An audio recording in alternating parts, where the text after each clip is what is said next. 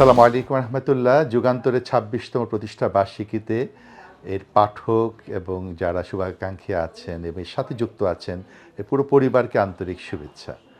যুগান্তর মানে এখন যে সেট আপটা আছে এটা আমার প্রিয় আমি বলবো।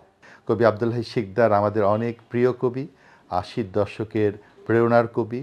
তিনি মাত্র একজন ভালো মানে কবি নন, তিনি ইতিহাস সচেতন একজন লেখক।